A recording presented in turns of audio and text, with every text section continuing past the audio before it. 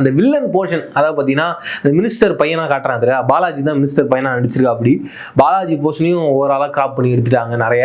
And அந்த villain போர்ஷனே நிறைய graph பண்ணதுனால என்னன்னா அந்த வில்லன் சைடில் அவ்வளோ பவர்ஃபுல்லாக இருக்காங்க அப்படின்ற ஒரு எண்ணமே நமக்குள்ளே வரல.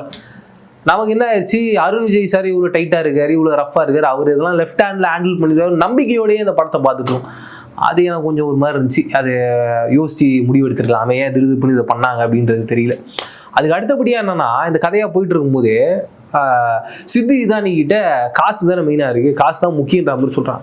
கட் பண்ண செகண்ட் ஹாஃபில் காட்டுறாங்க நம்பால் ஏகப்பட்ட கோடீஸ்வரனாக இருக்குது. அப்படி யாரு நம்பால் அருண் விஜய் சாரே இந்த ஒரு கேரக்டர் பண்ணியிருக்கல சித்து இதானி லவ் பண்ணுற கேரக்டர், அவரே பணக்கார தான் இருக்குது. அப்பயே அதை முடிவு எடுத்துருக்கலாம், எதுக்கு இவ்வளோ தூரம் இழுத்து விட்டார் அப்படின்றது தெரியல அப்படின்ற ஒரு கேள்வி வருது. பட் என்ன இருந்தாலும் இந்த படத்தில் அடுத்தப்பட்ட ஒரு பெரிய ப்ளஸ் பாயிண்ட்டாக நான் பார்த்தது லவ் தான். ஏன்னா நம்ம டேரக்டர் சார் இதுக்கு முன்னாடி மான் கராத்தே பண்ணியிருக்காரு, கெத்து பண்ணியிருக்காரு, த்ரிஷா அவர்கள் வச்சு ஒரு படம் பண்ணார். அந்த படத்துலலாம் லவ் பயங்கரமாக இருக்கும், சூப்பராக இருக்கும்.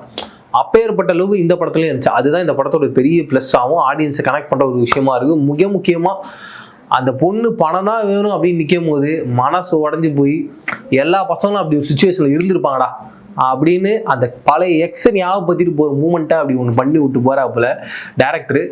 அது பயங்கரமாக இருந்துச்சு. அதுதான் இந்த படத்தோடைய ஹார்ட்டாக ஒர்க் அவுட் ஆகுது.